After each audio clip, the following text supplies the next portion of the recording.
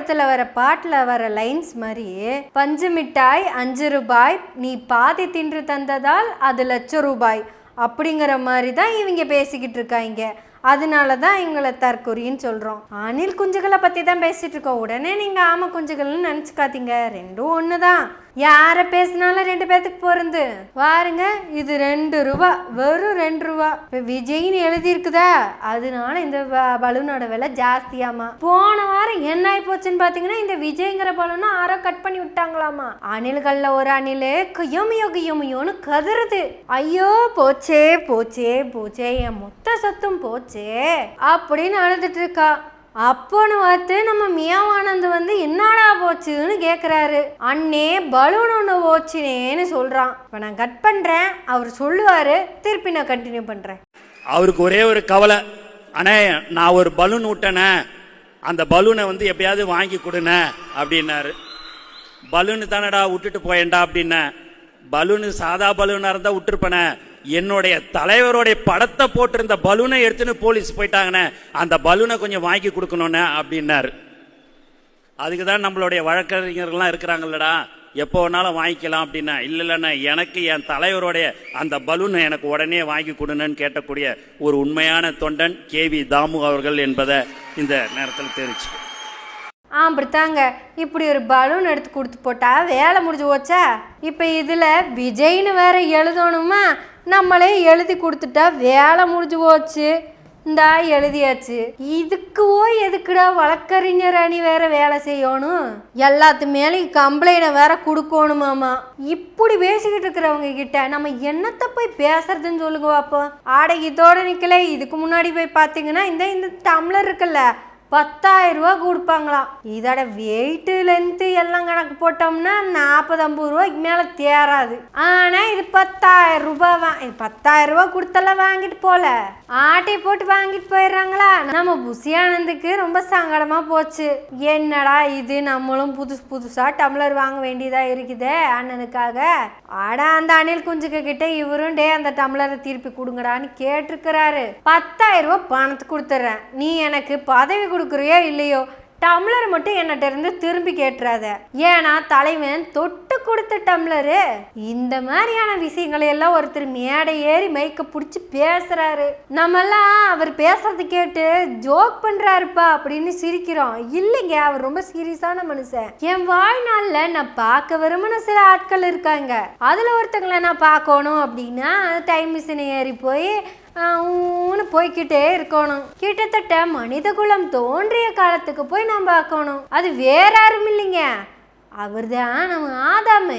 இப்ப என்னத்துக்கு இதை பத்தி பேசிக்கிட்டு இருக்கும் போது ஆதாமை பத்தி பேசிக்கிட்டு இருக்கிறான்னு கேக்குறீங்களா? இந்த உலகத்துல ஆதாம் அப்படிங்கிற முதல் மனிதன் எப்படி இருந்திருப்பான் அப்படின்னு நமக்கு எல்லாத்துக்கும் கேள்வி இருக்குல்ல. அவனுக்கு ஆணாதிக்க சிந்தனை இருந்திருக்குமா?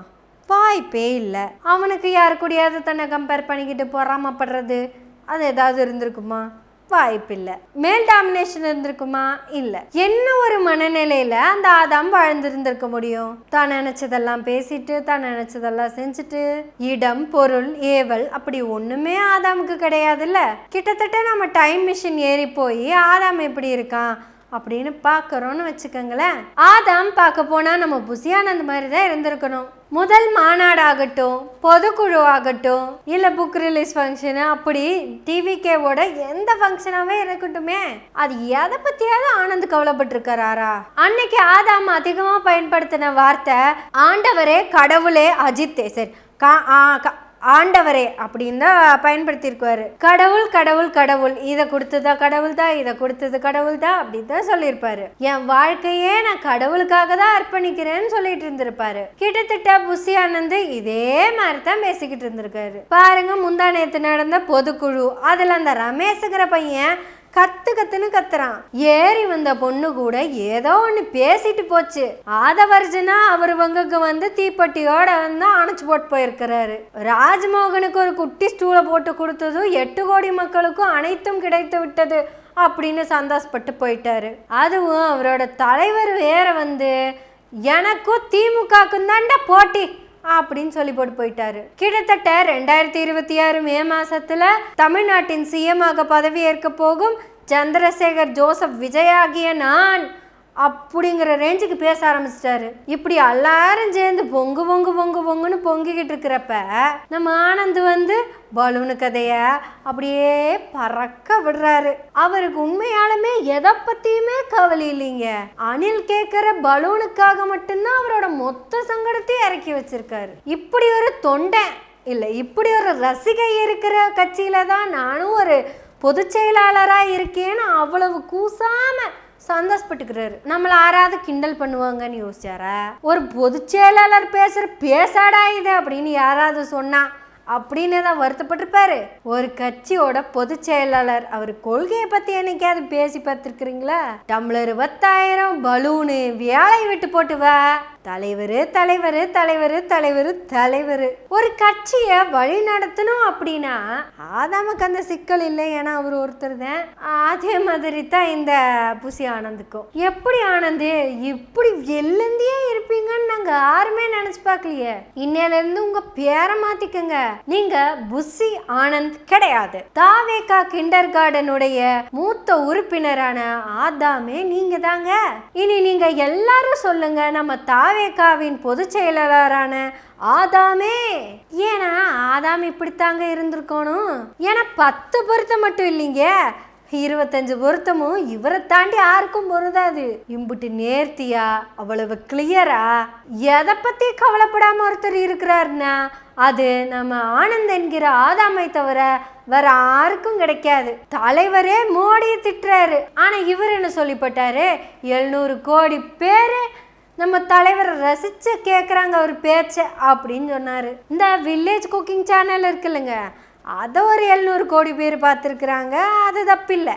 700 கோடி பேர் பார்க்கல, 700 கோடி வியூஸ் வந்துருக்குது. இப்போ நானே இந்த யூடியூப்குள்ளே வந்து 2-3 வருஷமா ஆகிப்போச்சுன்னு வச்சுக்கோங்களேன்.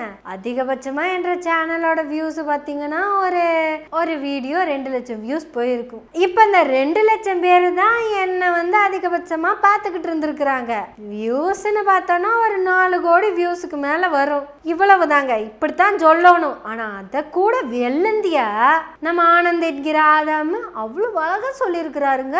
இனி இந்த மனித சமூகம் அடுத்து பார்க்க போகும் ஆதாம் யார் அப்படிங்கிறது தான் $1 மில்லியன் கேள்வி. கிட்டத்தட்ட 30,000 ஆண்டுகளுக்கு முன்னாடி தோன்றியதா சொல்ற அந்த ஆதாம் இப்போ மறுபிறவி எடுத்து ஆனந்தாக வந்திருக்காங்க.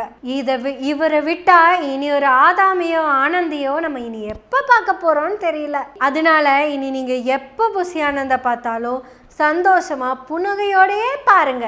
அதனால தான் நானும் உங்ககிட்ட புன்னகையோடையே பேசிக்கிட்டு இருக்கிறேன். நம்ம புன்னகை சேனலை சப்ஸ்கிரைப் பண்ணி பெல் பட்டனையும் அழுத்தி ஆதரவுகளை கொடுத்துக்கிட்டே இருங்க. நன்றி, வணக்கம்.